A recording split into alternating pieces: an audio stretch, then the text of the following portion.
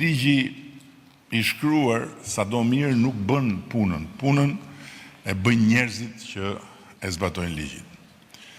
E bëjnë njerëzit që duhet luftojnë informalitetin në zinxhirin ushqimor.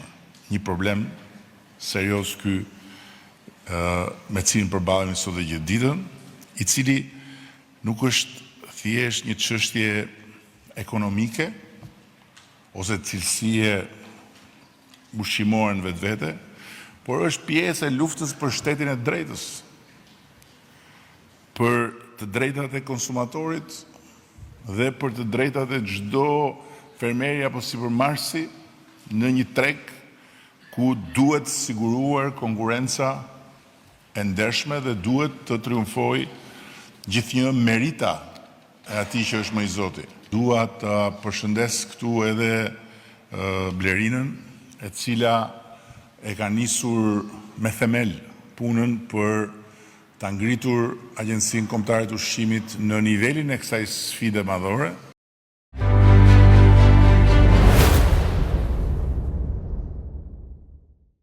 Mirëmbrëma.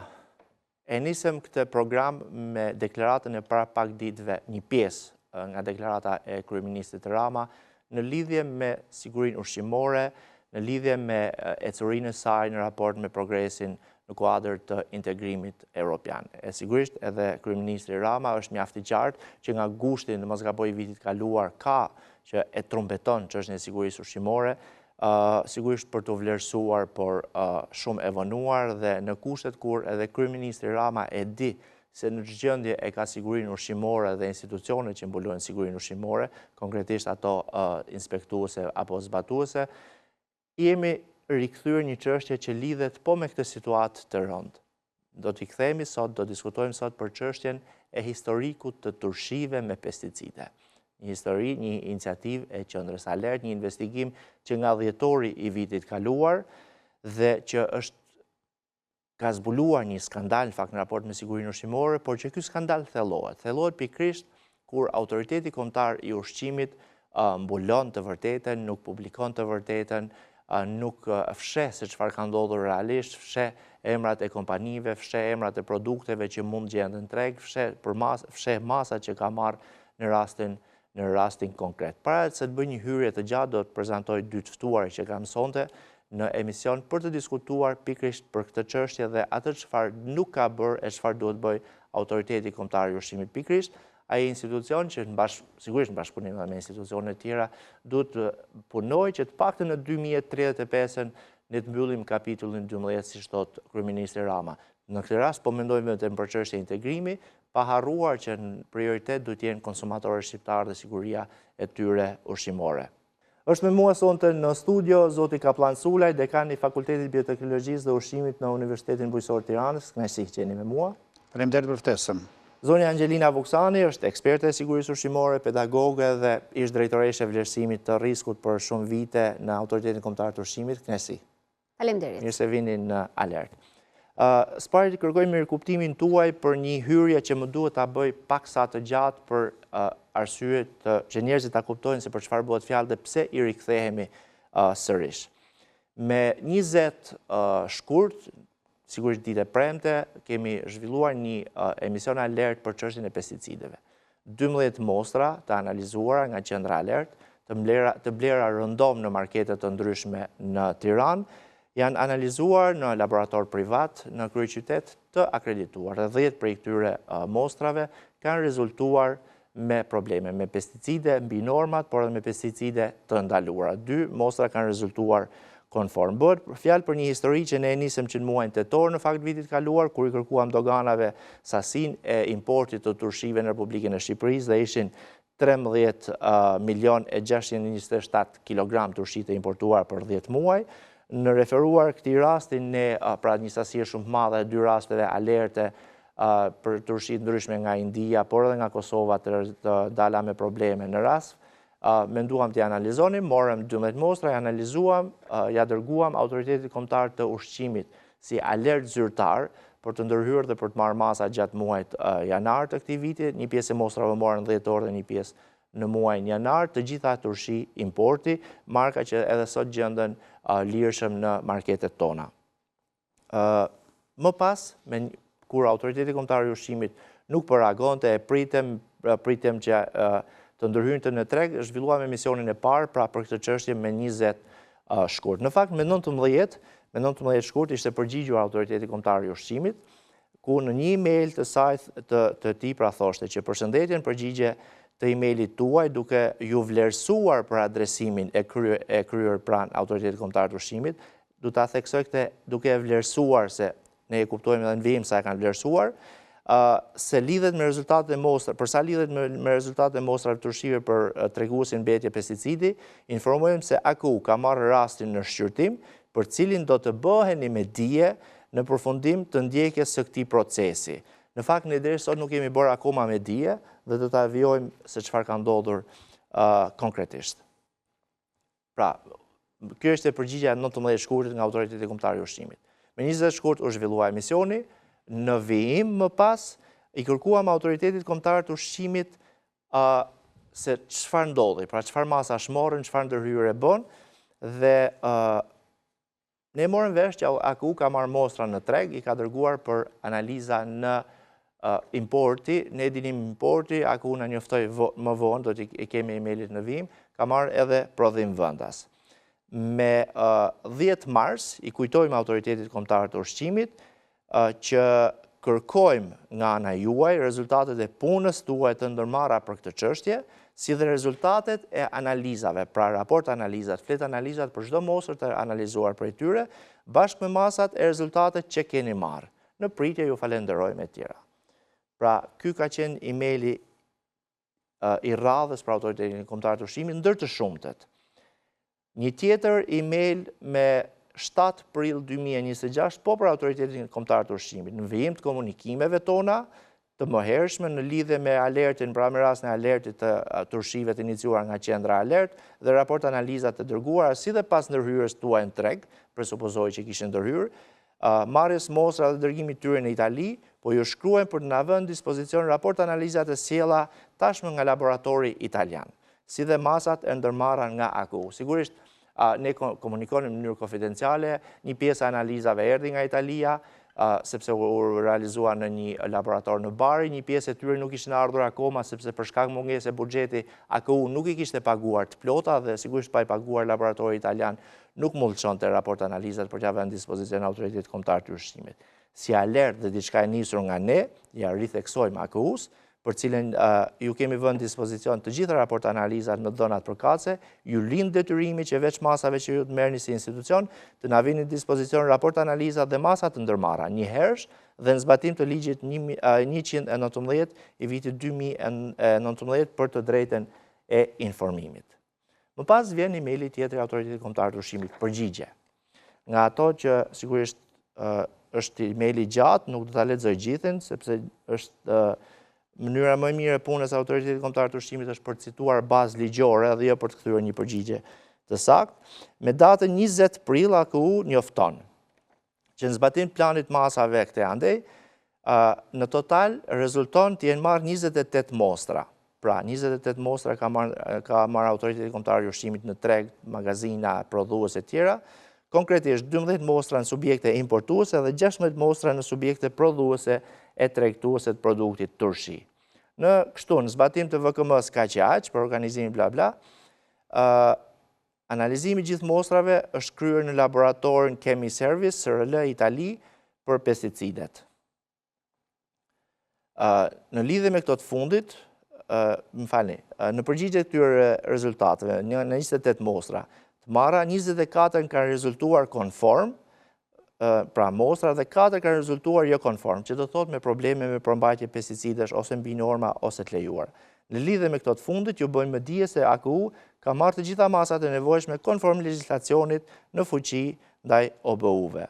Në lidhje me flet analizat, pra që për cilat nuk na i vën dispozicion dhe gjejnë justifikimin, AKU citon ligjin KQH për mbrojtjen e dhënave personale, për drejtën e informimit, madje citon edhe Konventën Europiane për Drejtat e Njerëzit, sipas të cilit AKU thot ka detyrim ligjor të mbrojtë dhënat që lidhen me jetën private dhe aktivitetin profesional të subjekteve. Pra, nuk e kuptojmë se kush po ju cënon të jetën këtyre subjekteve, apo po na cënojnë këto ne, si konsumator të këtij vendi. Gjithsesi, në vijim, sepse këtu skandalin ndjek skandalin dhe ju kërkoj ndjes që po marr gjithë të kohë, por duke qenë se problematika është e vijueshme, do doja t'i thoja në mënyrë kronologjike.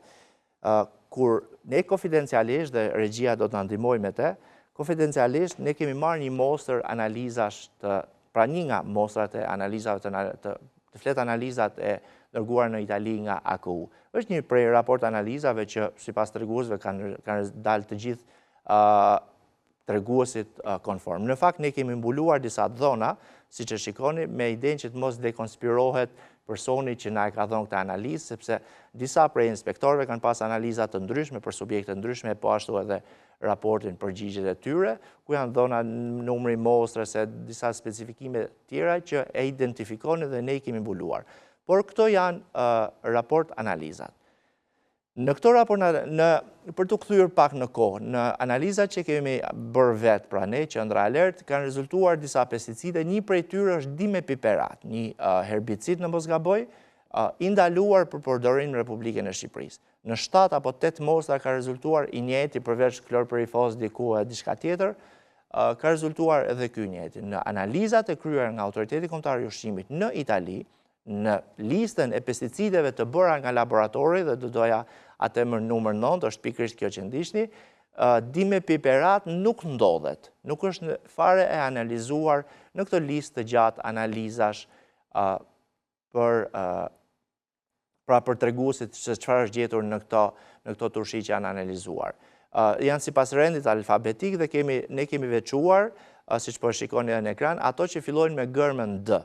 Pra këto janë ato që fillojnë me gërmën D dhe pesticidi dimepiperat nuk është fare. Kjo nuk është për fajt laboratori. Laboratori ka një gamë analizash që kryen, por Autoriteti Kombëtar i Ushqimit duhet ta kishte kërkuar dhe bërë me patjetër atë analizë e cila ka rezultuar në 7 mostra apo 8 nga 12 të analizuara nga Qendra Alert. I kemi kërkuar sërish Autoritetit Kombëtar të Ushqimit të na vënë dispozicion, i kemi vënë ndjeni që nuk është kjo analizë e kryer dhe vjen një përgjigje sigurisht nga ato të zakonshme të AKU, që tregon se ku janë bërë analizat e tjera, thotë që janë kryer në X laborator, i akredituar, ka kaq mijë klient në vit, kryen kaq mijë analiza, një PR për laboratorin që ne nuk na duhet, pas nuk na prish punë në këtë rast, por që analiza konkrete e cila ka rezultuar, pra pesticidi konkret që ka rezultuar në mbetje në produktet shqiptare, nuk është kryer nga ky laborator. Tani, një qëndrim, ky është tejet personal në fakt, këta njerëz ose janë idiot të lindur, ose janë analfabet funksional. Sepse ose nuk kuptojnë çfarë kërkojmë, ose nuk kuptojnë çfarë shkruajnë ato përgjigje që çojnë, dhe në fakt, unë përjashtoj nga kjo, dhe më vjen keq që është pjesë e komunikimit dhe përjashtohet automatikisht sepse koordinatori për drejtën e informimit. Koordinatori nuk ka as i përgjegjësi as për atë çfarë vjen këtu, dhe as për atë çfarë unë them, dhe nuk e akuzoj absolutisht, por stafet tjera, sepse koordinatori është thjesht një përcjellës emailësh. Unë që emailë, kërkesa, atia përgatisin sektorë të ndryshme përgjigjet dhe ai i bjen. Pra nuk është përgjegjësia e tij fare për përmbajtjen. Dhe e fundit, para se të kthehem me bisedën, është çështja që Autoriteti Kombëtar i Ushqimit ka marrë mostra, pra mostrat e importit, në subjektet e mëposhtme, kur ka filluar ndërhyrjen. Gema Distribution, Soprano ABB, Tirana Cash and Carry, Gema Distribution, Tirana Cash and Carry sërish, Conad Albania, Soprano ABB, Royal Food, Green Product, Royal Food dhe Conad Albania. Në fakt, në këtë listë, unë më bën diçka përshtypje Conad Albania, sepse kur kam marrë mostrat, nuk kam marrë as i mostrën në Conad Albania, dhe çuditshme është që nuk është kontrolluar, me qenë se bëhet fjalë për markete, nuk është kontrolluar Ecomarket, sepse unë kam marrë 2 mostra në atë market. Megjithatë, kjo është histori si gjithë gjërat e Autoritetit Kombëtar të Ushqimit. Pra kjo është historia e një produkti që është ndoshta më parëndësishme të konsumin tonë të përditshëm, por sigurisht një produkt i vetëm kur paraqet risk është njësoj si të tjerët, bëhet fjalë për turshi, dhe kryeministri Rama nuk jam i sigurt nëse i konsumon, por do ta di se si e ka Autoriteti Kombëtar të Ushqimit dhe Sigurinë Ushqimore. Unë personalisht do ta vënë në dispozicion gjithë dokumentat e mundshme kryeministit Rama, mos ndërhyrjen e Autoritetit Kombëtar të Ushqimit, mos komunikimin e riskut, shumë mos që do të diskutoj për të mos i thonë unë gjatë emisionit, do të njoftoj edhe delegacionin e Bashkimit Evropian në Shqipëri. Zoti Sulaj, ju i keni parë një raport analizë që unë e kisha, e keni parë dhe ju a kam vënë në dispozicion. Faleminderit Granit. Historia është e gjatë dhe unë nuk po futem në detaje sepse pjesën më të madhe ju e shpjeguat, po më lejoni që të bëj disa interpretime teknike të aty rezultateve që këtë dërguar paktën dy referencave të para që ju referuam analizave të shkurtit të këtij viti dhe rezultate analizave të kryera së fundi në Autoriteti Kombëtar i Ushqimit lidhur me mostrat e turshive të marra në tregun shqiptar në operatorë të ndryshëm të biznesit ushqimor. Unë para se të futem në detaje, duhet të them diçka që është lidhur me laboratorin që kryen matjet të tilla dhe detektimin e pesticideve. Është një laborator në Itali, nuk mund të paragjykoj, por thjesht duhet të drejtoj Autoritetit Kombëtar të Ushqimit, për njohur edhe me publikun, që ky laborator që ka kryer testet e analizave sa i besueshëm është, sepse mbas rezultatet e analizave do të vinte edhe një informacion lidhur jo me numrin e mostrave, por edhe me klientët që ka laboratori, por thjesht me akreditimin dhe kapacitetet akredituese që zotëron ky laborator, që është mjaft e rëndësishme. Kur bëhet fjalë për raste të tilla. Se laboratori ka certifikat akreditimit të entit certifikues italian ose jo, dhe nëse ky ka kryer ring testet besueshmërie ose jo, për të parë që matjet që ka kryer janë të sakta ose jo. Këto janë pyetjet që unë, ose për të thënë shkurt, ky është dyshimi im, lidhur me matjet, sepse pash që kishte pothuajse kalon numrin e qindçeve, numri i substancave të analizuara, dhe të analizosh një numër të madh kaq shumë substancash, natyrisht që duhet kesh kapacitete të forta analitike, por njëkohësisht edhe njerëz të kualifikuar. Dhe këtë bëjnë vetëm laboratorët ose qendrat e referencës. Gjithsesi kjo është pjesë tjetër, por kjo ishte thjesht për të sqaruar publikun, por edhe Autoritetin Kombëtar të Ushqimit.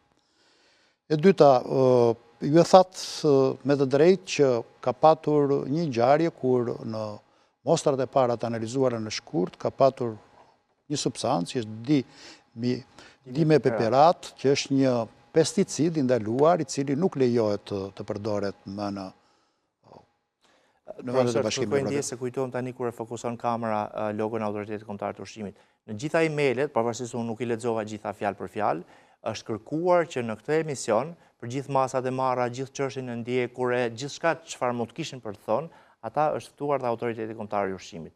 Për qenë pjesë, siç është ftuar edhe në atë të 20 shkurtit, sigurisht nuk kanë dënjuar. Ndaj është karrija bosh e tyre, sigurisht me logo, du ta thoja që në fillim. Po, dimepeperat ka qenë një tiokarbamat, një substancë e cila përdoret si insekticid tek kulturat bujqësore, por është ndaluar. Ka qenë i përdorur përpara dhe është ndaluar në Bashkimin Evropian për të përdorur më. Nuk janë kryer analiza për këtë lloj substance, po me sa vura re kishte një substancë, një derivat të këtij grupi, që është një substancë tjetër dimetomorf, më duket se ishte kryer si analizë dhe matja tregonin që ishin brenda normave. Nuk jam fort i saktë se e pash në listën e tyre. Po mund ta ndihmoj regjia sërish me materialin me numër 9. Ajo që ka të gjitha substancat që fillojnë me D në fillim. Po, është numri 9. Dhe situata është e tillë që ne jemi para një fakti kur janë... Mund ta shikosh, profesor, këto janë ato që fillojnë me D. Dimetomorf, po është, ja ku kemi para fundit. Dimetomorf, është kryer. Është fungicid i kryer. Kështu që ka një matje të tillë për atje, por nuk ka matje për atë që të dy janë të ndaluar, të dy substancat, për një është kryer, për një nuk është kryer. Ndoshta mund të jetë dhe aftësitë ose kapacitetet e laboratorit. Mund të ketë fare në gamën e vet laboratorit. Laboratorik. Dhe këtë Do shta kjo mund të ishte iniciuar edhe me laborator tjetër. Dhe pyetja ime është që përse nuk janë përdorur kapacitetet shqiptare për detektimin e pesticideve. Instituti referencës që ne kemi, Instituti Sigurisë Ushqimore dhe Veterinarisë. Po dhe ka një kam mjaft gjerë analizash të akredituar. Pa tjetër, ka rritur në 360-70 lloj substancash, edhe në këto një shumica me madhe janë pesticide. Kështu që duhet ishte vepruar në logjikën time paralel. Ne duhet kishim kryer matjet në një laborator reference në brenda vendit, që është Instituti Sigurisë Ushqimore dhe Veterinarisë, dhe mandej duhet kishim kryer një test paralel në një nga vendet e Bashkimit Evropian, zgjedhur Italia. Italia është vendi i Bashkimit Evropian dhe mandej pastaj do të fillonim diskutimet nëse ne kishim luhatit rezultateve ose jo, dhe për të gjetur sakt dhe të vërtetën. Por zgjedhur Italia dhe mbas kësaj situate, çfarë duhet të kishte ndodhur në aku? Duhet të kishte ndodhur një situatë e tillë, duhet të kishte vënë në punë të gjithë drejtorinë e vlerësimit të riskut, me marrjen e rezultateve të tilla, ata duhet kishin paraqitur do të bërë një analizë dhe një raport vlerësimi për gjithë situatën, duke filluar që nga muaji shkurtë deri tani, dhe madje duhet kishin dalë me faktet të cilat janë domethënëse, thonë që ka 4 rezultate nga mostrat e fundit të shfaqura pozitiv. Ato duhet ishin analizuar, duhet ishin bërë publik, duke lançuar edhe operatorët e biznesit ushqimor. Dhe produktin që mund të jetë në tregë? Tregët, po, operatorët, sepse nuk mund të fshihen të prodhuesi, nëse ka një rrezik për konsumatorin. Përkundrazi, ligji e përcakton qartë në gjurmëshmërinë dhe në deklaratat dhe komunikimin e rrezikut, që menjëherë pas identifikimit të rrezikut duhet të bërë komunikimi me publikun. Dhe natyrisht për të ruajtur, për të bërë të qartë publikun që publiku të mos ekspozohet me rrezikun. Dhe ky është hapi i parë që duhet bëjë autoriteti kombëtar i ushqimit. Jo vetëm për këtë rast, por në gjitha rastet ku ka shfaqje të rrezikut për konsumatorin. Kjo nuk është bërë, aty shoh që ka emaile që konfidencialiteti edhe është përdorur në masë në të shkruar, por natyrisht është pjesë e komunikimeve zyrtare dhe etikës që ka si institucion, por në rastet të tilla kur ligji i detyron për të bërë publik rrezikun, ata duhet patjetër që ta bëjnë atë. Po, më falë profesor, kur bllokojnë një person në Shkodër që i bllokojnë disa kuintala apo ton fruta perime për shkak të kushteve higjienore sanitare pa përshtatshme, thoshte, e publikojnë, e nxjerrin me emër. Ktu bëhet fjalë për një produkt që është me markë, pra flas paktën për 4 që kanë rezultuar me probleme, po i lëm tjerat. 4 kanë rezultuar me probleme. Unë dhe ju si konsumator nuk dim se cilët janë, a janë market apo jo, a janë bllokuar apo jo, sa sasi është bllokuar. Mos merremi me emra, po thjesht merrem me fenomenin. Po jo, emri i markës, emri duhet ta lançojnë ata. Emri i markës mund ta kemi në market. Emri kanë detyrim ta lançojë institucioni, autoriteti kombëtar i ushqimit. Ata po konstatuan që ka rrezik, duhet ta lançojë për publikun. Për të qartë. Kështu është, madje ata e kanë bërë këtë veprim edhe më raste përpara, ka lançuar emrat të operatorëve të biznesit ushqimor. Kemi patur rastet e salmonelave, kemi rastet e tjera të shfaqjeve të rrezikut ku ata e kanë deklaruar dhe kanë bërë publik. Ishte Lengo, nuk e di kush është Lengo Group që ishte atë. Si ka, mos përdorim edhe po ka, por duhet jo, po ishte publik, kështu që. Dhe unë vura re të rezultatet që ka një numër të madh substancash që mund të kalojnë mbi 200 ose 300, edhe mund të jenë dhe më shumë. Duhet të jenë tek 500 rrezik. Edhe 500, ndoshta. Nuk i numërova për qenë sakt, por për të dhënë një shifër të sakt. Por ajo që vë re është që numri i substancave është i madh dhe rezultatet mbi normë pothuajse janë pa konsiderueshme. Asnjë nuk është mbi normë. Dhe kjo mos konsiderohet nga ato që është konforme. Tani unë duke njohur pjesën e të paktën pjesën e substancave të toksisitetit të tyre, por edhe numri që përdoren në bujqësi, sot numërohen rreth, flasim për principe aktive, rreth mbi 3600 substanca që përdoren, dhe të thuash dhe të bësh një analizë të tillë dhe të mos gjesh asnjë lloj substance nga këto të cilat qarkullojnë dëndur në treg dhe përdoren me frekuencë të lartë në bujqësi, duket paksa edhe të një numër të konsiderueshëm mostrash, referuar dhe 28 kampioneve, dhe duket paksa e pabesueshme. Gjithsesi, këto janë, ky është opinioni im, nuk mund të sepse duhet verifikuar, duhet hetuar në çfarë ka ndodhur për të parë nëse matjet janë kryer sipas një laboratori të akredituar ose jo, sepse ka të bëj shumë edhe saktësia në matje. Performanca e instrumentave, njëkohësisht dhe detektimi dhe saktësia në matjet e nivelit të substancave. Sepse ka laboratorë të cilët nuk kanë performancë të tillë që të arrijnë të bëjnë matje në nivele të ulta. Unë nuk e di çka ka ndodhur, kjo është thjesht një opinioni im, që unë dyshoj që në këtë mori të madhe substancash, numri i substancave detektuare shumë i kufizuar dhe numri i mostrave të cilat rezultojnë pozitiv, referua numrit të madh të substancave me kombinimin meçin që mund të bëndin numri i madh të substancave me mostrat është në nivel faleur. Po ta marrësh nga ana statistikore është një probabilitet mjaft i ulët i ndodhjes, që duhet ishte ndryshe. Profesor, nëse ke diçka tjetër për shtuar, sepse profesori do na largohet pjesën e 2 dhe 3 të emisionit për shkak të angazhimeve të tij familjare, kështu që do ta mbyllim pjesën e parë. Unë do t'i referohem pak edhe natyrës produktit. Produkti nuk është një produkt i cili klasifikohet në produktet e rrezikshme, ata që janë në top list për konsumatorin. I vetmi rrezik që mbartin janë mbetjet, si referuar mbetjeve të pesticideve që përdoren në mas në bujqësi, por dhe kryesisht edhe të metaleve të rënda që vjen si pasojë e kontaminimit mjedisor të tokave dhe fushave ku kultivohen perimet. Ka një fakt cili na del qartë që në analizat e kryer në muaj shkurt tregon që ka substanca që përdoren në mënyrë ilegale. Kjo tregon që fitofarmacit e vendin ton nuk respektojnë legjislacionin, por qarkullojnë me sa duket edhe pesticide të cilët janë të ndaluar. Fakti që janë gjetur prezent këto pesticide në mostrat e kontrolluara tregon që ne kemi probleme në fitofarmacit, sidomos në tregtimin e pesticideve. Legjislacioni për pesticidet dhe për importin e tyre përcakton qartë që ne duhet i marrim ato nga vendet e Bashkimit Evropian ose nga vendet të tjera të bashkimit, të cilat kanë certifikat të regjistrimi të Bashkimit Evropian. Dhe konstatohet që ka pesticide të cilat janë jashtë kësaj liste. Kjo ka ndodhur, kjo mund të ndodhë për shkak të futjes substancave në mënyrë ilegale, pa kaluar kufite edhe kontrollin e pikave të kalimit kufitar, ose mund maskohen me emra tregtar, ose mund të ketë qenë stok i cili ka qenë importuar vitën përpara dhe përdoret pastaj ose shitet në tregjet e vendit tonë për të përdorur në bujqësi. Kjo është ajo që unë vlerësoj si analizë dhe referuar çfarë duhet të bëj AKU-ja dhe ç'veprimet duhet ndërmarrë AKU-ja, unë sugjeroj, sepse sa duket AKU-ja s'ka nevojë për mend, por për sugjerime mund t'i japim. Unë sugjeroj që menjëherë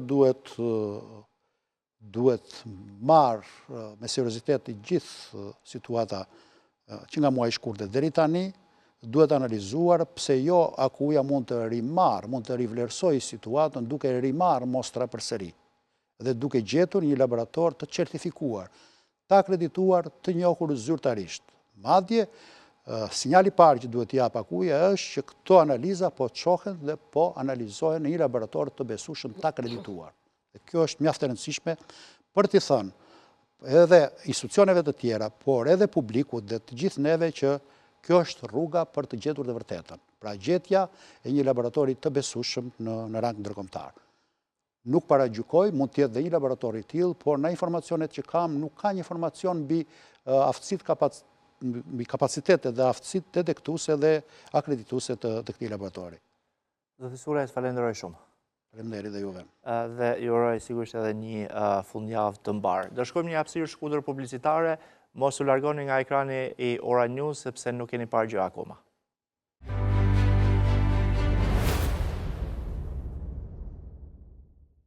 Jemi kthyer sërish në Alert në këtë pjesë të dytë dhe po flasim për skandalin në vazhdim në fakt të çështjes së turshimeve me pesticide të iniciuar nga qendra Alert që vitin e kaluar e që duket që me këtë autoritet kombëtar ushqimi nuk po gjen zgjidhje. Një çështje mjaft e lehtë për të zgjidhur për konsumatorët dhe atë çfarë duhet bëj AKU çdo ditë. Jam në vijim të këtij programi me zonja Angelina Voksani.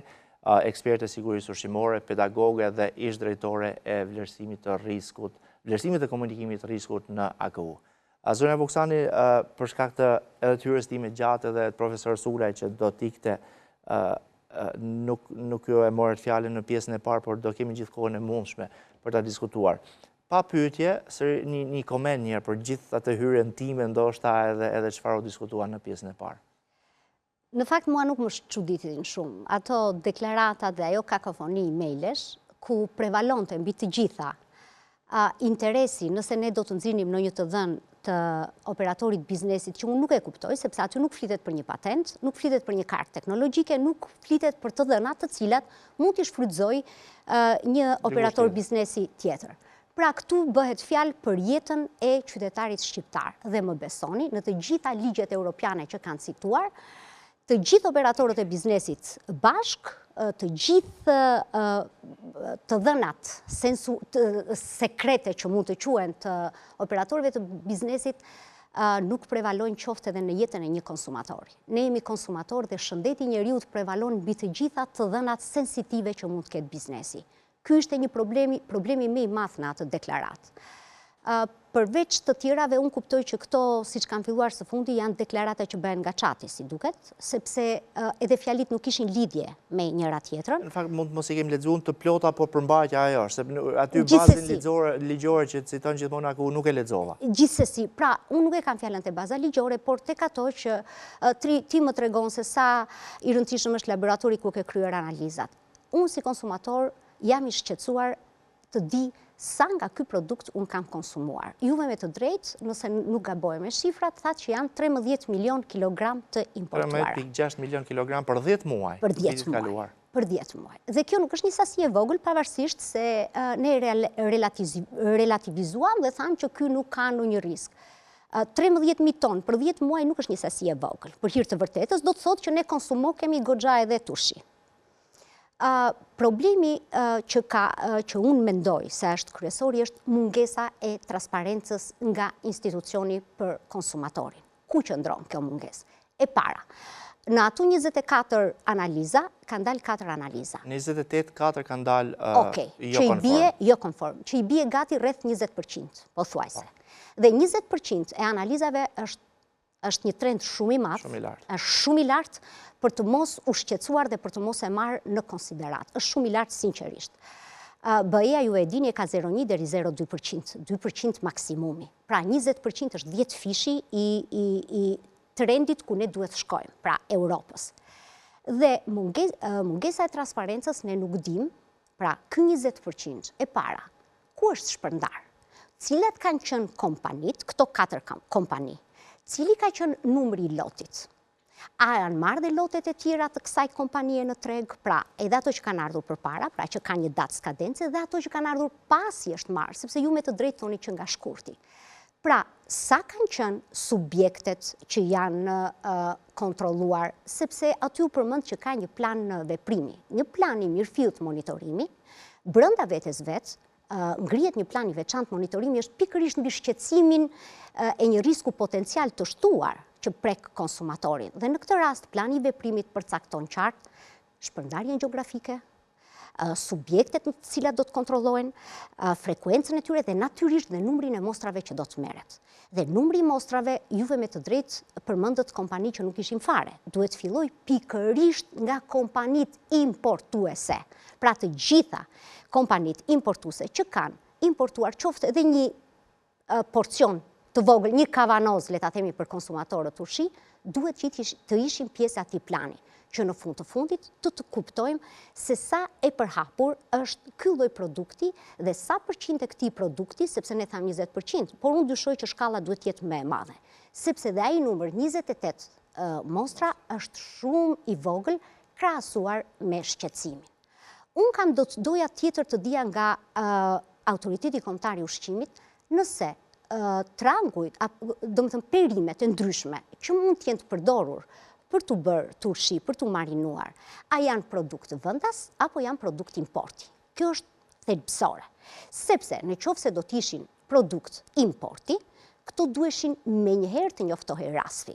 Me të drejtë dikush mund të thotë që ky është importi ose është produkt i vendas, por është eksportuar. Edhe në këtë rast duhet ishte njoftuar në mënyrë imediate rasfi, në mënyrë të tillë që kudo që ka produkt të tillë në rastet e importit ku është prodhuar dhe për të gjetur dhe vendet e tjera ku është shpërndar, sepse rasfi këtë mision ka, për të parandaluar, për të parandaluar ose minimizuar riskun potencial për konsumatorin, pra për të ndaluar sa më shumë, për të tërhequr nga tregu sa më shumë produkt i cili dyshohet që është i kontaminuar.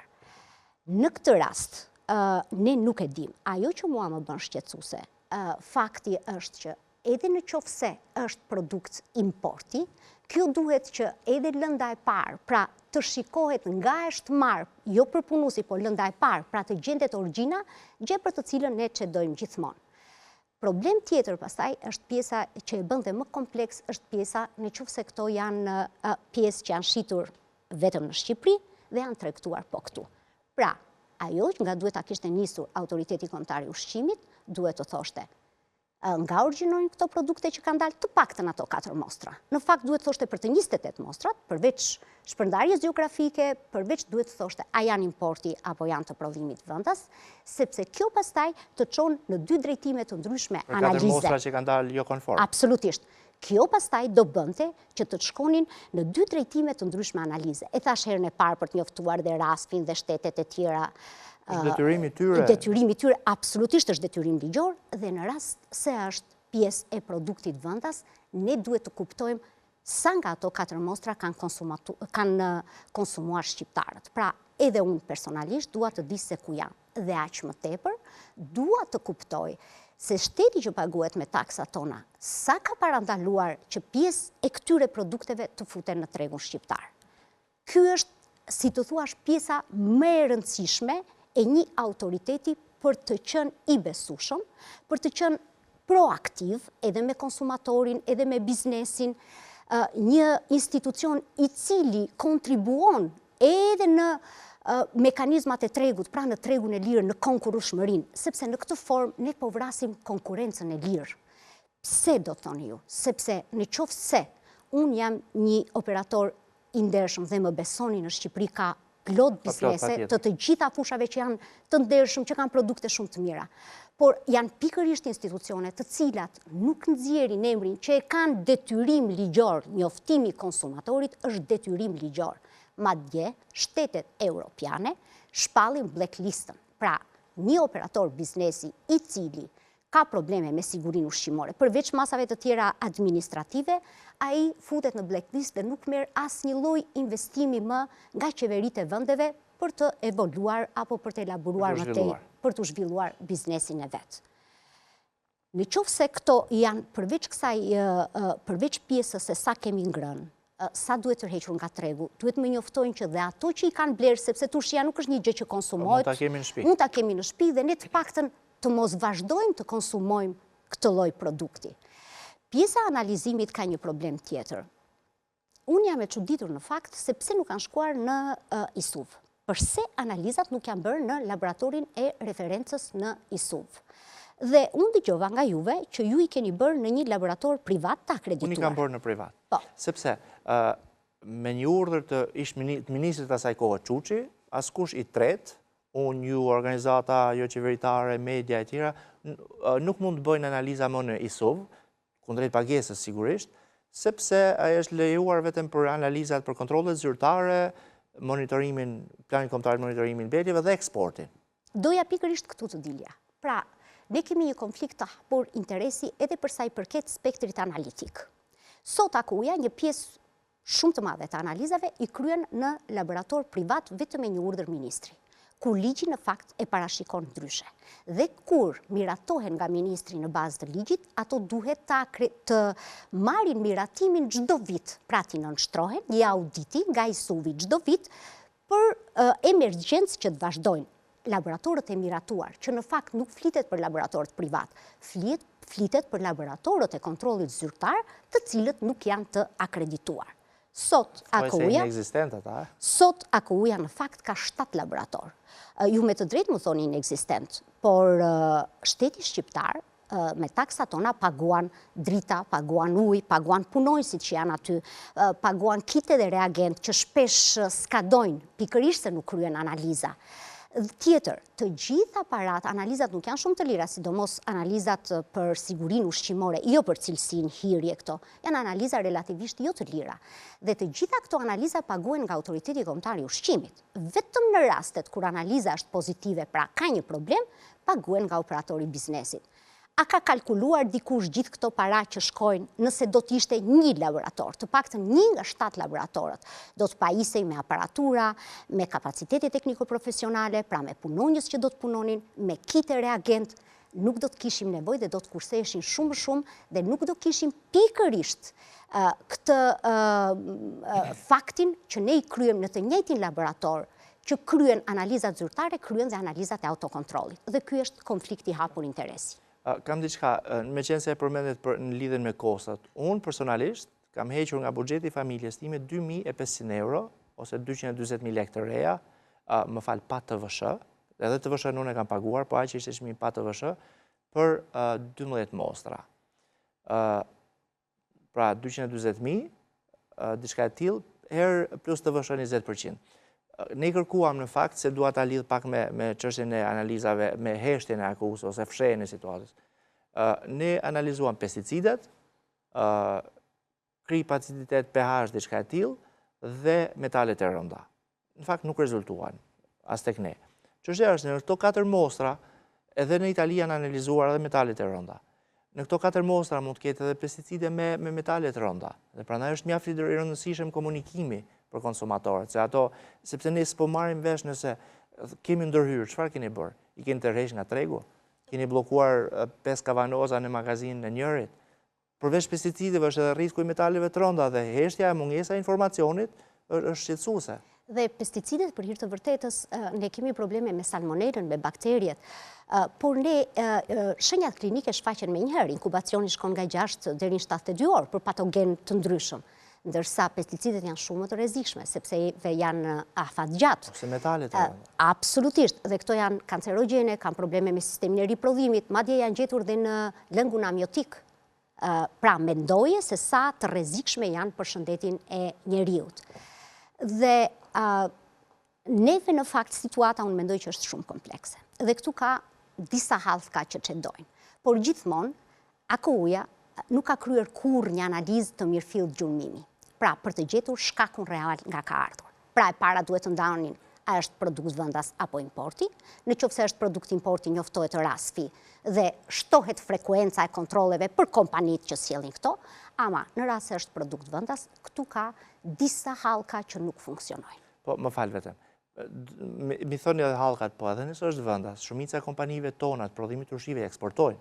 Ai produkt mund të jetë edhe eksportuar dhe është patjetër detyrim futja në rast. Uj, e thash që në fillim këtë. E thash që në fillim. Pra, po e kujtova sepse duke sikur u theksua vetëm importi. Jo.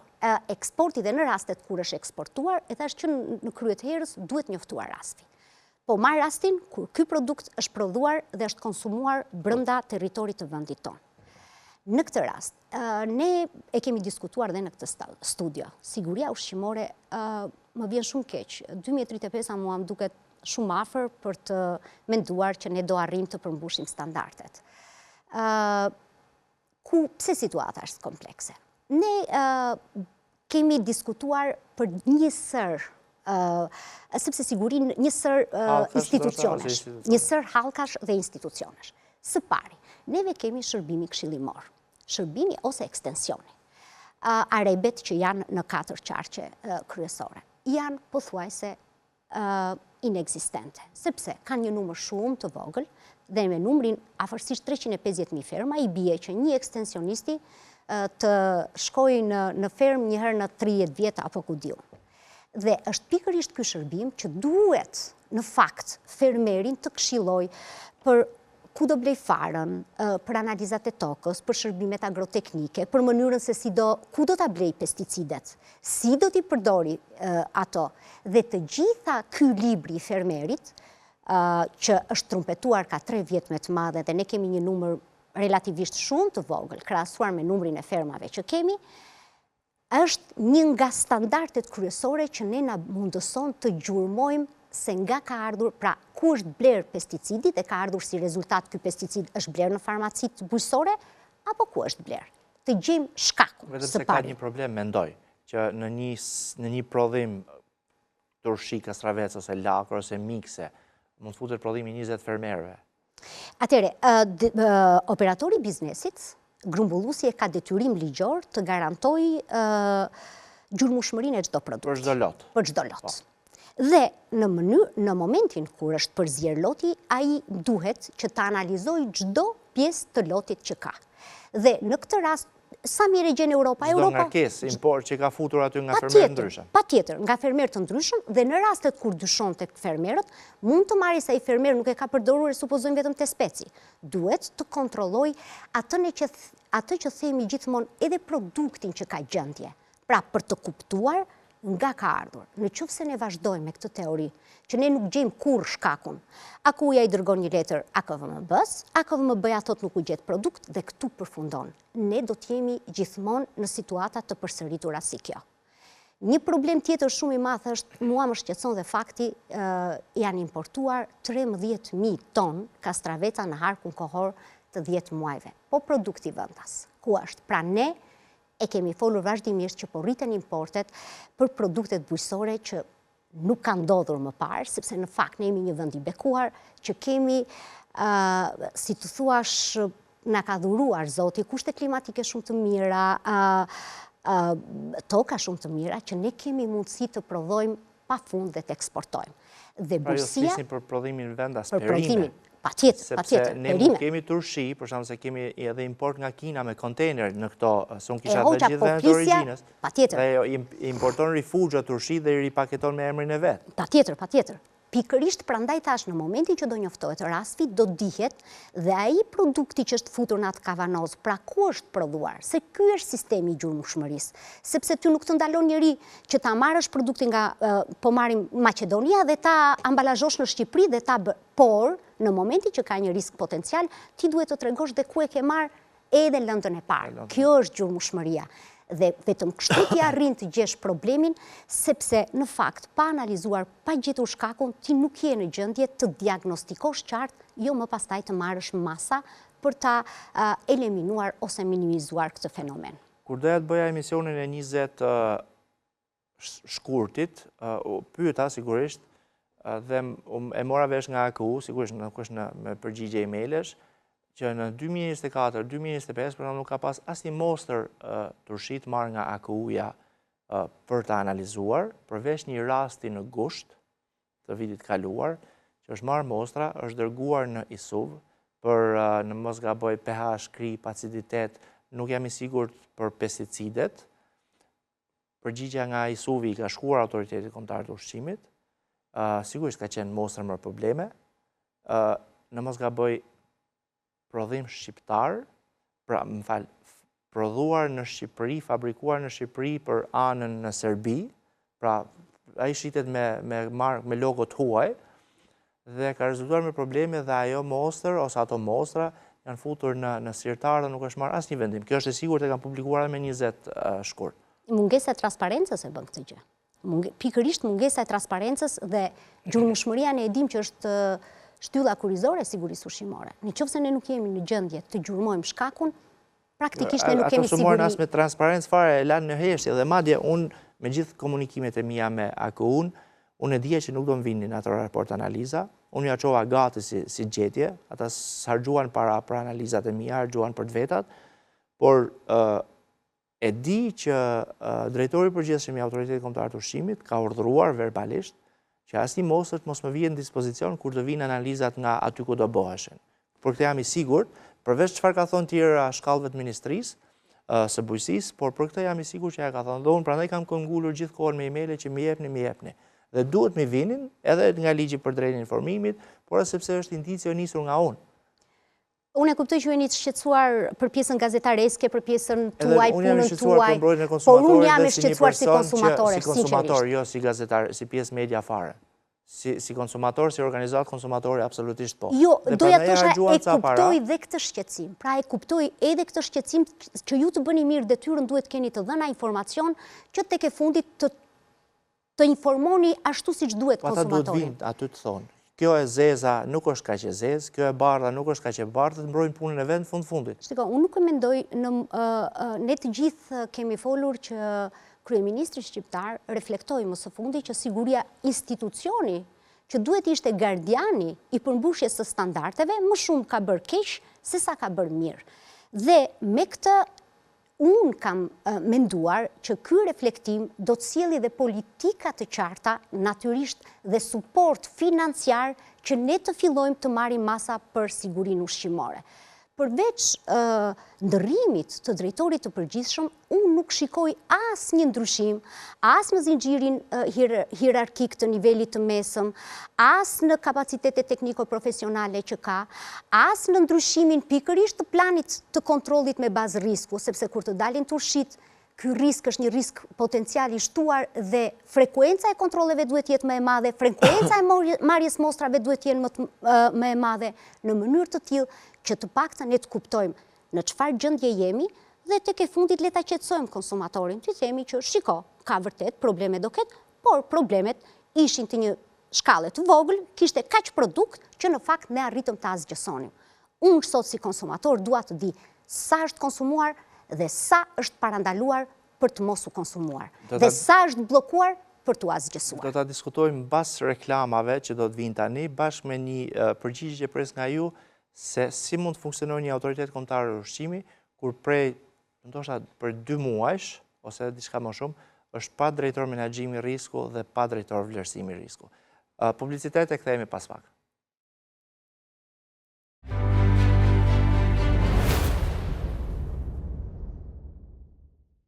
Jemi sërish në alert në këtë pjesë të tretë dhe të fundit e po diskutojmë për sigurinë ushqimore, në fakt siç bëjmë në shumicën e puntatave të këtij programi, por sot në një temë disi ndryshe, lidhet sigurisht me riskun që na kanoset për ditë nga ushqimi, e konkretisht jemi ndalur tek çështja e turshive e nisur që nga viti i kaluar, në fakt, import, pesticide, problematika, mos ndërhyrje e tjera. Zërin Fuksan, në njërën pyetje e bëra para reklamave dhe pjesa tjetër pastaj kishit ju diçka për ta vazhduar. Në pikërisht tek pjesa që juve bët para reklamave, pikërisht tek ajo pyetje.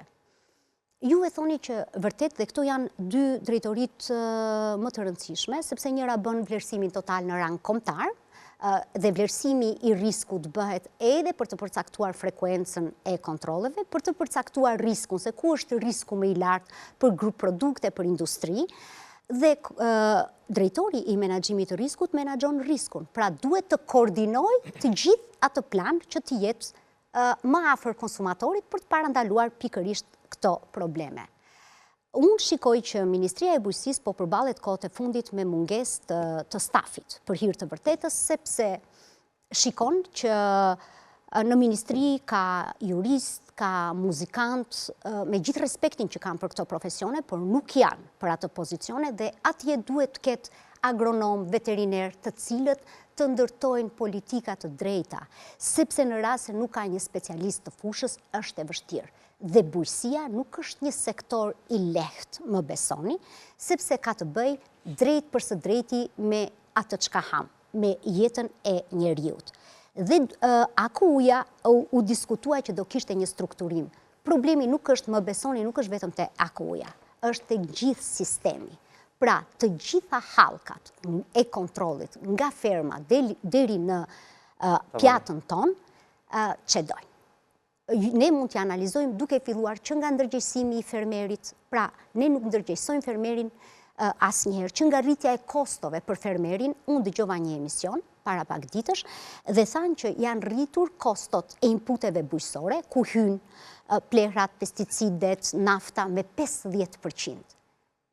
Kjo natyrisht që do rrisi kostot e produktit vendas. Prandaj, ne si vjet në treg jemi gjithë konsumator, u përballëm me çmime galopante, shkoi 1 kilogram domate që s'kish bërë vaki 5.000 lekë dhe 6.000 lekë të vjetra. Nuk duhet ndalim te kjo se më shkputet vëmendja nga pesticidet dhe metalet e rënda, të 4 mosat mund të jenë të tilla përderisa s'kemi informacion. Më shkputet vëmendja nga tema, dhe këto dua ta them që është një zinxhir i tërë. Pra, ne marrim sporadikisht, pra, besoj që analizuam pjesën më të madhe të pesticideve, por unë dua të them që kjo është shumë më komplekse se kaq. Nuk varet vetëm nga një institucion i vetëm.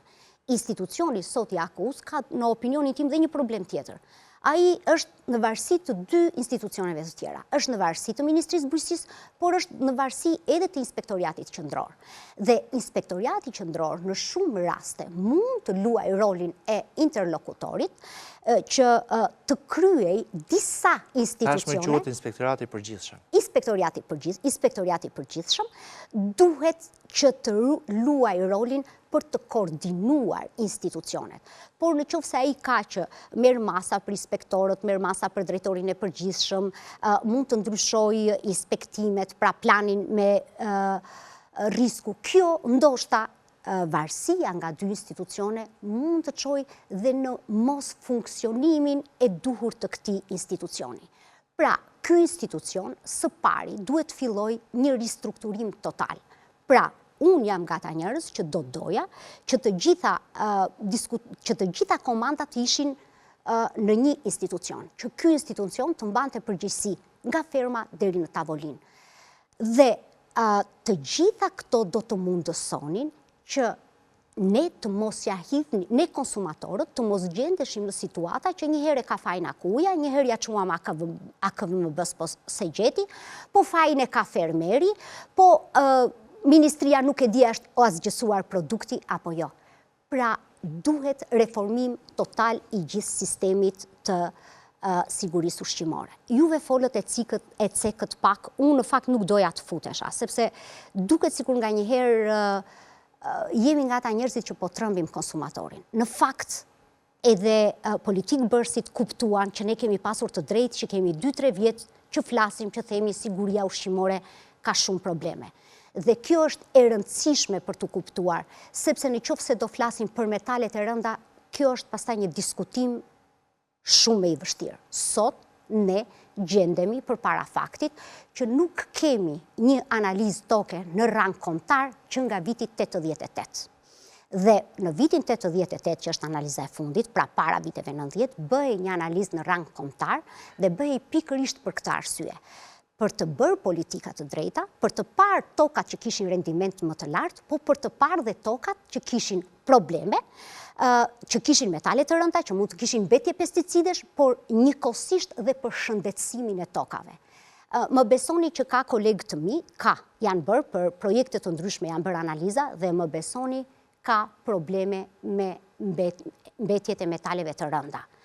Akoma nuk ka filluar, është vetëm maja e icebergut. Juve e dini që Kroacia pati një ngarkesë me pjeshk që kishin nivele alarmante të metaleve të rënda dhe më besoni që ky është një problem shumë i madh sepse të gjitha mbetjet e fabrikave që kanë punuar më parë janë derdhur në lumen që sot shërbejnë për të ujitur tokat dhe shpërndarja e metaleve të rënda është shumë e madhe. Është edhe çështja se çfarë ndodh sot me lumete, sepse po humbasim 30 sekonda me rastin e pjeshkës me metale të rënda.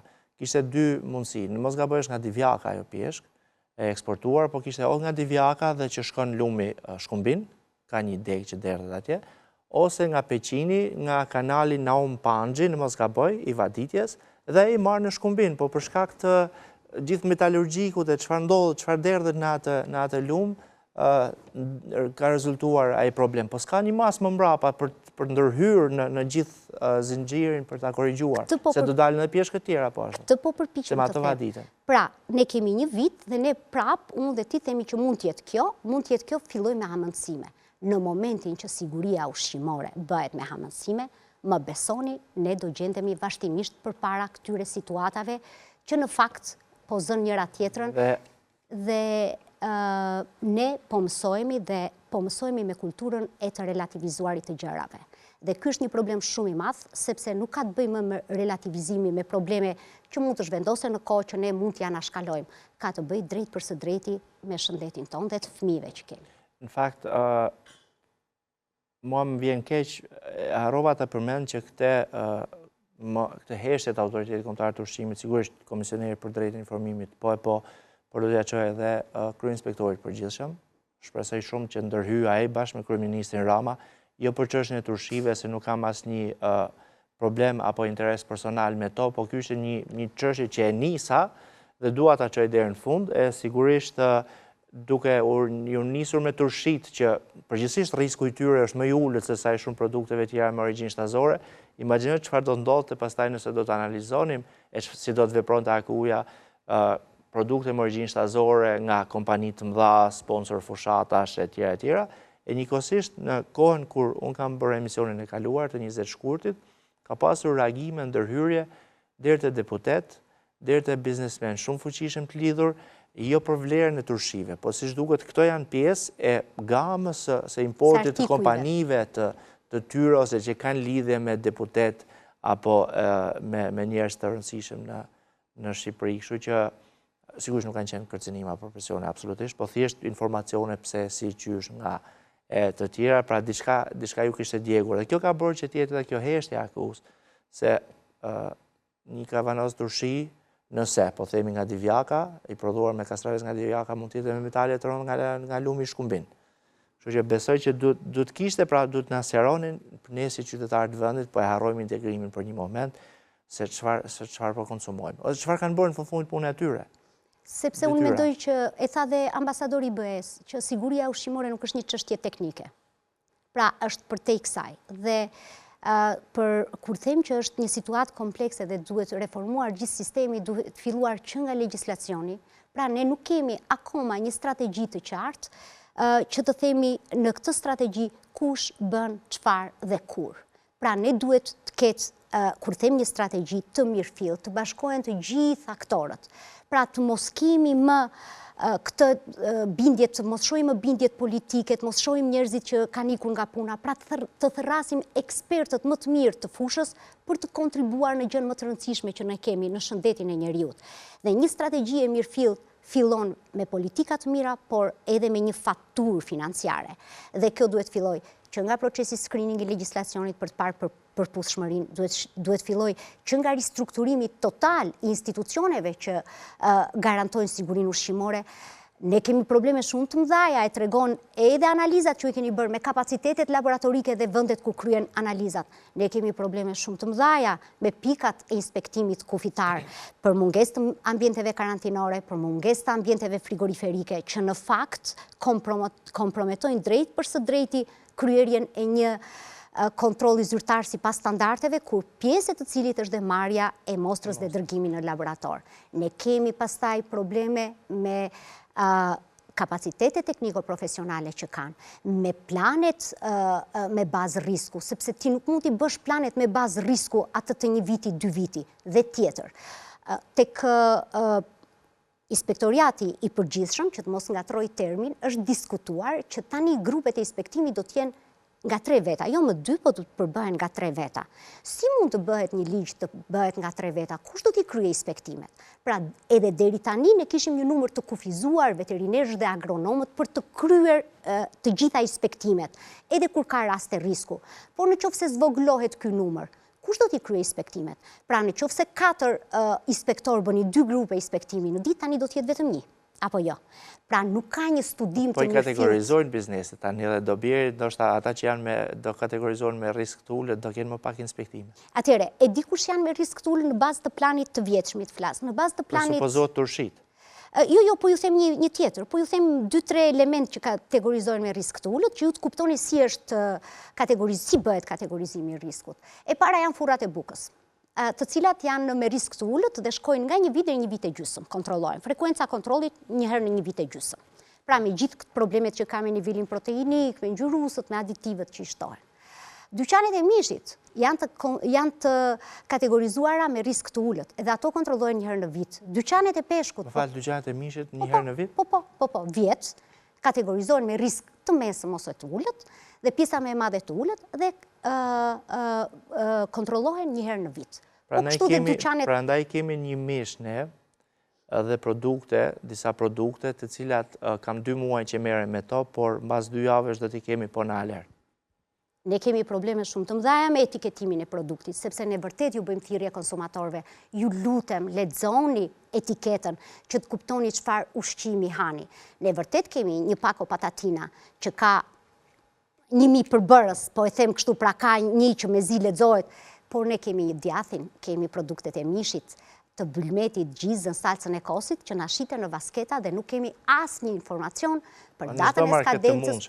Absolutisht. Për gjokset e pulës që marrin, pra ne nuk kemi asnjë lloj informacioni për origjinën e tyre, për datën e prodhimit, pra ne nuk kemi në gjendje të kuptojmë nëse ky mish është i freskët, ka datën e skadencës dhe çfarë është më e rëndësishme nga vjen, cila është ferma që e sjell.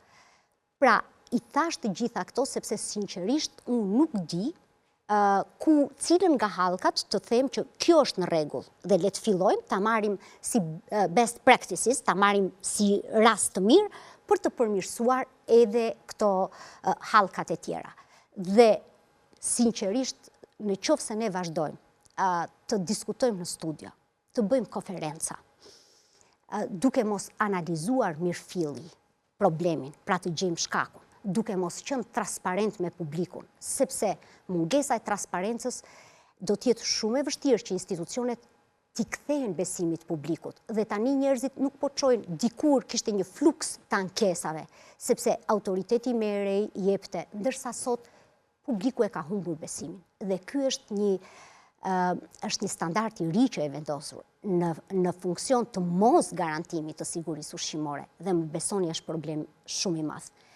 Ne kemi probleme me sensibilizimin e konsumatorit. Pra, në një anketim që është bërë nga BE-ja, ne jemi nga vendit që konsumatorët tanë janë nga konsumatorët më të pa informuar në lidhje me etiketimin, me problemet ushqimore, me patogenët, apo çdo gjë tjetër që mund të përbëjë një risk potencial me sigurinë ushqimore. Dhe qeveria duhet kujdeset për gjithë të tjerave, të fillojë edukimin që në shkollat fillore.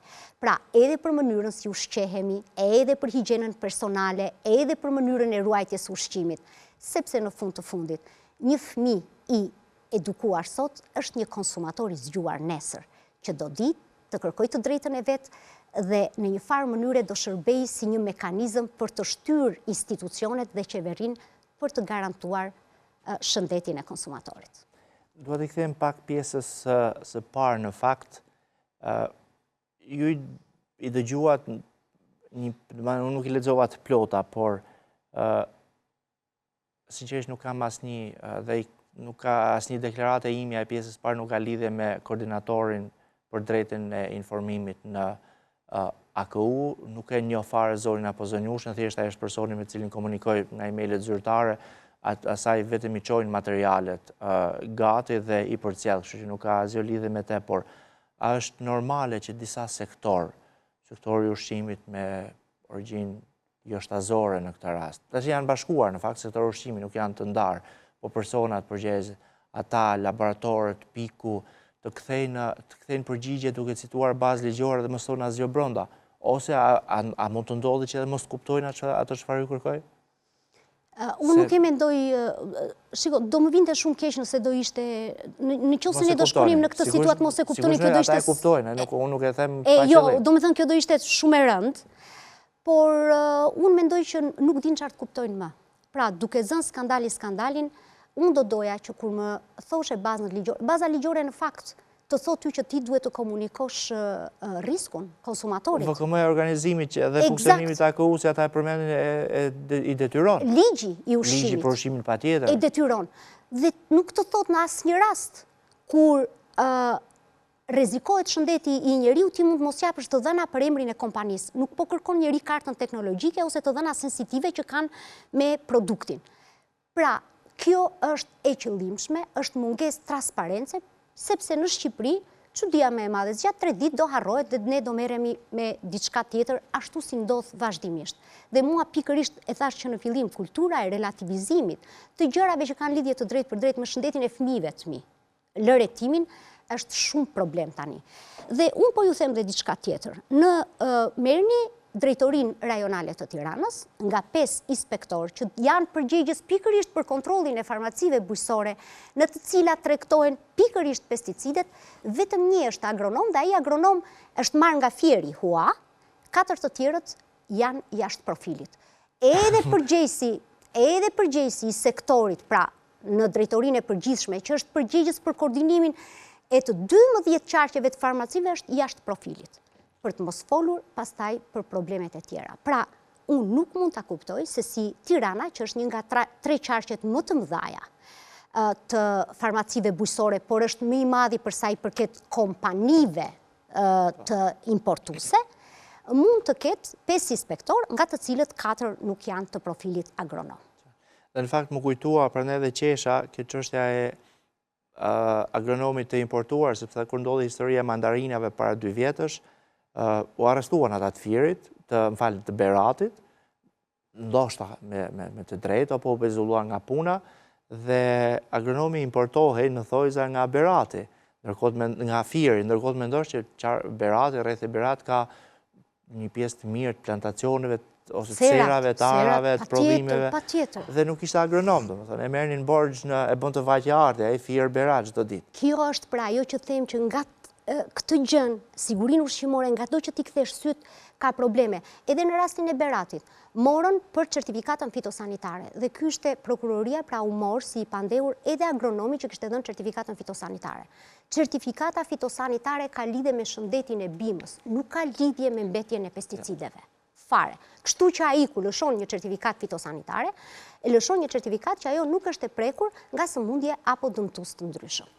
Nuk ka lidhje me nivelin e mbetjeve, por nuk kanë faj nga njëherë, sepse ne dëgjojmë dhe në studio që ekspertët e ushqimit, pseudo-ekspertët, dalin dhe thonë që mjafton ta lash perimen edhe ikin pesticide. Apo ta fusësh në ujë me sot buke. Pra, këto kur fillojnë problemet që marrin atë tatë pjetën, ne nuk dim se nga ta fillojnë problemin. Pra, nga do që t'i kthejmë syt, unë i mora të gjitha, ju morët edhe këtë pjesën e agronomve. Pra, ti nuk mund të kontrollosh farmacit bujqësore, në qoftë se ti nuk ke agronomin, i cili është edukuar për atë.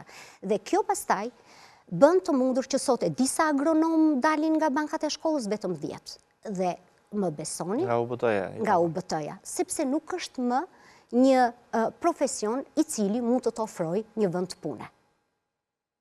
Dhe kjo nuk është më paftësi i kapaciteteve tekniko-profesionale që duhen trajnuar e tjere. Kjo ka çështje me edukimin e mirëfillt. Pra nga këtu duhet fillojnë problemet. Pra, inspektorët, niveli i mesëm drejtues, që është pothuajse i njëjti, kalon nga laboratori, nga një sektor në sektorin tjetër. Dhe a ka ndonjë përgjegjësi për gjithë këto fenomene që ndodhin? A ka përgjegjësi drejtori i vlerësimit të riskut për planin e vlerësimit të riskut? A ka përgjegjësi për menaxhimin e riskut dhe koordinimin e inspektimeve? Sepse unë kam parë raportin e fundit të KLSH-s, që është rreth 700 faqe. 635 faqe. Okej, unë thash rreth 700 faqe, dhe sinqerisht unë jam çuditur me problemet që kanë ngritur, që në fakt një pjesë e mirë janë të vërteta. A ka përgjegjësi dikush për këto probleme? Jo, s'ka pas asnjëherë asnjë prej raporteve. Dhe çuditërisht unë jam marrë gjithmonë me raportet, ju e dini. I kam publikuar shumë problematik. Me këtë nuk u mora, e publikova të plot siç ishte, bashkë me një shënim. Nuk u mora me të sepse në çdo rresht të tij përbënte lajm. Në çdo gjysmë faqe, në çdo paragraf kishte shkelje të konstatuara, problematika. Nuk hyte çështjet financiare, tender i vogël, vetëm ato që lidhen direkt me sigurinë ushqimore. Në çdo faqe të tij, okej, tani KLSH-ja duhet me pa edhe pak atë anën profesionale të tyre, se historia e akullores me oksid etileni, për shembull. Ka disa mund çedojnë në një vend, se është çështje perceptimi ose të kuptuari, proceduras ose rastje të tjera, por i gjithë ishte i lajm, domethënë, nuk mund të ndaje asgjë nga tjetra, vetëm nëse do merreshe me çdo çështje apo çdo biznes në vetë, dhe prandaj nuk jam marrë. Kam publikuar të plot, por nuk u mora se çdo paragraf ishte shkelje për sigurinë ushqimore. Prandaj duhet një analizë mirëfillt. Dhe nuk marr kush përgjegjësi. Absolutisht. Zonja Voksani, unë të falenderoj shumë që ishe në alert.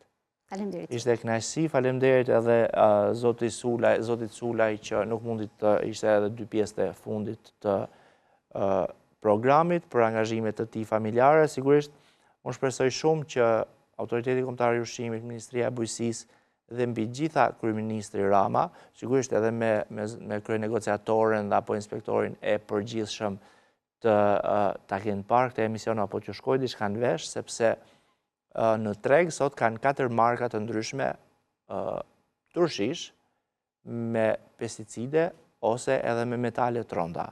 Ose kështu është vetëm për faktin se Autoriteti Kombëtar i Ushqimit nuk komunikon asgjë në atë çfarë bën me indicion ton. Fakt nuk e ka bërë vet Autoriteti Kombëtar i Ushqimit, kishte 2 vjet që nuk merrte as i mosër, paktën 2 për të cilat u interesuam, e sigurisht edhe një mosër që shkoi vjet në ISU u fshen në sirtarët e Autoritetit Kombëtar të Ushqimit.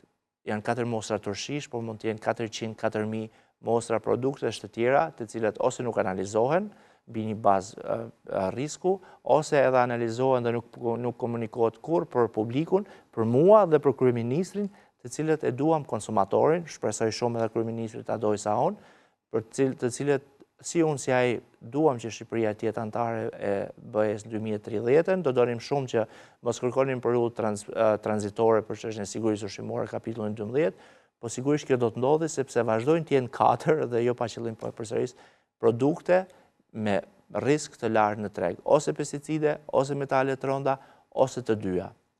Janë gjithmonë ose derisa AKU të bëjë transparencë ashtu siç e ka për detyrë ligjore.